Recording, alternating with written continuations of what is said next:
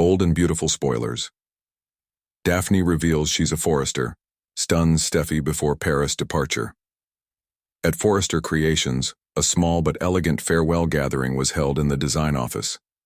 Daphne, the quiet but fiercely talented designer, who had spent the last year in Los Angeles working under Steffy Forrester, was heading back to Paris. Steffy raised her glass. To Daphne, a rising star who's proven herself over and over again, we'll miss you in LA. Daphne gave a polite smile, but her eyes were shadowed with something unsaid. Later that night, just as the building was closing, Steffy was startled to find Daphne waiting outside her office. "Daphne, did you forget something?" "No," Daphne said softly. "I need to talk to you. Alone." Steffy, intrigued but cautious, led her back into the office and closed the door. "What's going on?" Daphne took a breath. "Before I leave, I need to tell you the truth about who I really am. My name isn't just Daphne, I'm Daphne Forrester." Steffy blinked, confused.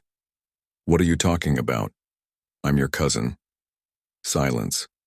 "My mother is Ivy Forrester, and my father is Eric's oldest secret, a man you've never met.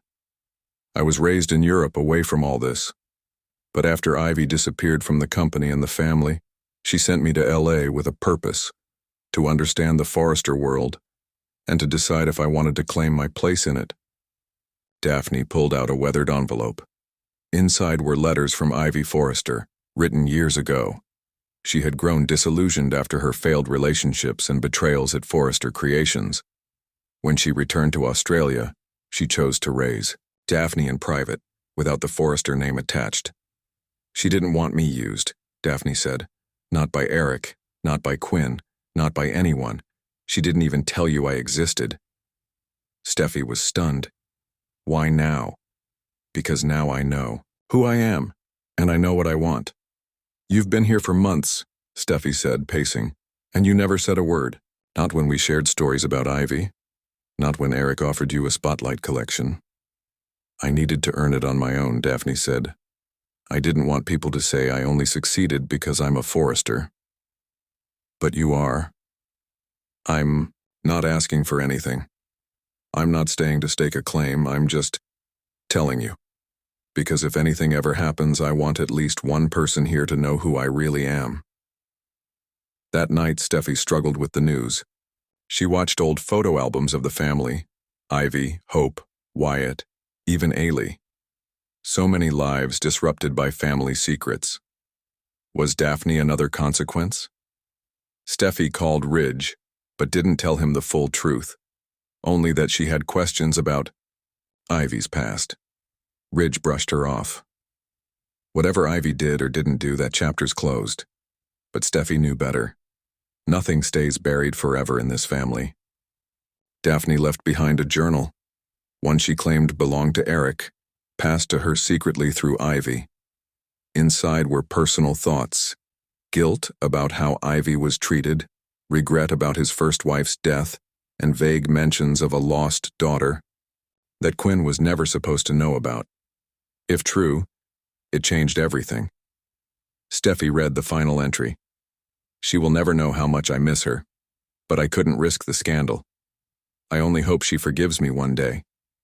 At the airport, Steffy found Daphne alone at the gate. "You could have dropped this bomb and vanished. Why tell me at all?" "Because I wanted a chance to come back someday, without pretending. If I decide to return, I want to walk into that office not as a mystery, but as a Forrester." Steffy looked at her for a long moment, then extended her hand. "When that day comes, you'll have earned your place, name or no name." Daphne smiled, hugged her, and walked toward the terminal. Back at Forrester Creations, Steffy sat in her office holding the journal. She hadn't told Ridge, or Eric, or even Thomas. The burden of the truth weighed heavily. In Paris, Daphne arrived quietly and resumed her role at Forrester International. Now with a fire in her eyes, she wasn't hiding anymore. Weeks later, Steffy received a letter postmarked from Paris. "Dear Steffy, thank you for hearing me. Thank you for not treating me like an outsider. I'm not ready to return yet, Not until I know I've built something worth claiming. But when I do, I won't just be Daphne the designer. I'll be Daphne Forrester. With love,